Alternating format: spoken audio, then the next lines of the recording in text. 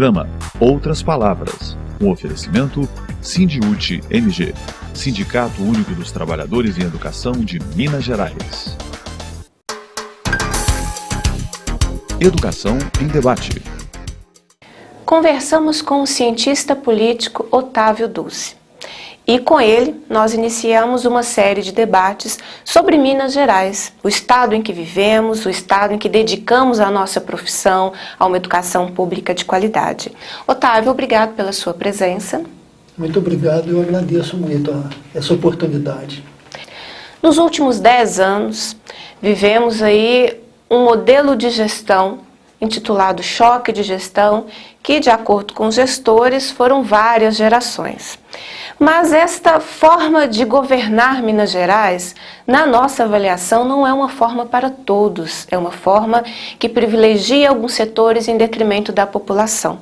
E é exatamente para debater Minas que nós queremos conversar com você, Otávio, que é um profundo conhecedor da conjuntura mineira.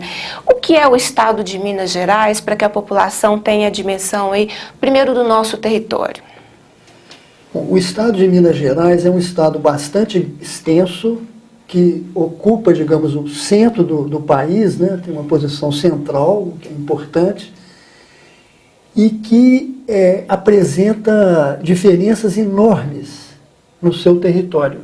Essa talvez seja a principal característica dele, né? Nós temos áreas bastante desenvolvidas, outras áreas muito pobres, né? Climas diferentes, quer dizer, é um território bastante diferenciado que, portanto, exige do governo, do poder público, políticas específicas para tratar dessas desigualdades pronunciadas, né? O objetivo, no caso, seria de tornar Minas Gerais um território mais integrado, né? Com maior equilíbrio interno, para que todos os mineiros possam usufruir das oportunidades. Bom, Otávio, do ponto de vista de território, nós temos aí um território desarticulado, então. E como seriam as características da nossa população? Bom, a população mineira, ela, durante muito tempo, foi a maior do Brasil, que o estado de Minas era o estado talvez mais importante, desde a época do ouro e tal. Mas, ao longo do tempo, o crescimento da população foi se reduzindo. É importante explicar aqui para o telespectador que o ritmo de crescimento da população mineira é dos menores do Brasil. Historicamente, há uma outra característica ligada à nossa população, que é a grande emigração, né? Durante décadas, os mineiros, um grande número de mineiros morava fora de Minas, inclusive fora do país. Ultimamente, essa situação se reverteu, né? Houve até uma volta de imigrantes para o Brasil e para Minas, portanto, uma situação de maior equilíbrio. Mas esse é um ponto. O outro ponto que é importante, inclusive tem impacto nas políticas sociais, Beatriz, é que, assim como o resto do Brasil, a pirâmide etária de Minas tem mudado. Os nascimentos são em menor número e a longevidade, quer dizer, o tanto de vida, né, que os idosos têm, vai aumentando. Isso significa que as políticas públicas terão que cuidar mais da população idosa e, ao mesmo tempo, diminui um pouco a pressão para aquilo que se refere às crianças, o que permite, portanto, buscar maior qualidade na educação, não tanto a quantidade, mas a qualidade. Educação de crianças, creche, etc. Então, um desafio para um próximo governo do Estado seriam políticas públicas voltadas para os idosos. Para os idosos. E a outra coisa é que o grupo etário mais importante hoje é a juventude. Que a gente está com uma pirâmide, na verdade é uma forma de losango. O grupo maior é a juventude, não é mais a população tão infantil, né, tão pequena. Assim.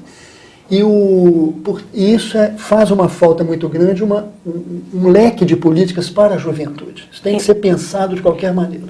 Então nós temos dois problemas, Otávio, porque hoje em Minas não existem políticas específicas para a juventude. Nós temos denunciado a falta de vagas no ensino médio, faltam mais de 1 milhão de vagas para a juventude. Não existe uma política de geração de emprego para essa juventude, não existe política estadual de educação profissional, não há uma rede própria de educação profissional, como também não existe uma política global no sentido de atingir todas as regiões do estado, uma política voltada para os idosos. Então, nós temos aí já vários problemas identificados. E esses dois grupos de idade são os que mais carecem de um trabalho, né, governamental. Isso mesmo. Bom, Otávio, e os indicadores sociais aqui em Minas? Como estão? Bom, eu acredito que eles, até onde eu estudei, eles acompanham a média do Brasil. Porque o nosso estado é mais ou menos médio, né, dentro do Brasil. Não é dos mais pobres e nem dos mais ricos. Agora, quanto a isso, nós temos que pensar o seguinte: as regiões ricas de Minas têm indicadores muito melhores do que as regiões pobres, que aí tem indicadores da área mais precária do Brasil, que é o Nordeste, semelhante ao Nordeste, né? Então essa questão tem que ser levada em conta também. No que se refere, por exemplo, à saúde, né, que seria uma área importante, e também os índices de pobreza, a questão da assistência social, né? Tudo isso é muito importante e revela as desigualdades internas de Minas. As regiões mais pobres do estado, por exemplo, são as que necessitam de maior proteção social, tem um número grande de beneficiários do programa Bolsa Família.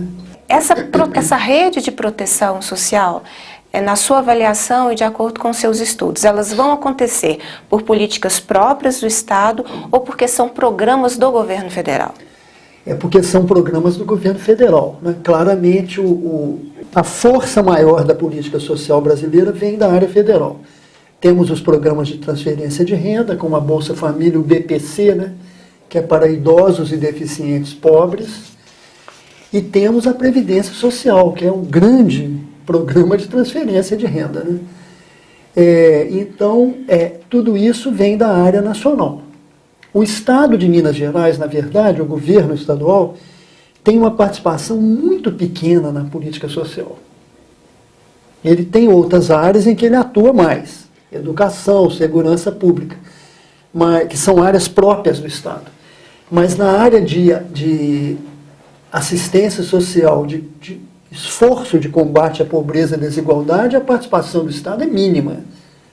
É uma ausência quase total que se observa hoje. Além da área federal, um setor governamental que tem atuado bastante na política social são os municípios. Por exemplo, no caso da Bolsa Família, é um trabalho conjunto do governo federal com os municípios que fazem os cadastros, né, que fazem o acompanhamento. Nesse caso, é evidente que os governos dos estados têm um papel menor, mas eles podem fazer muito mais do que têm feito, coordenando e amparando os municípios, dando orientação, porque os municípios às vezes são muito pequenos ou precários, né, do ponto de vista técnico.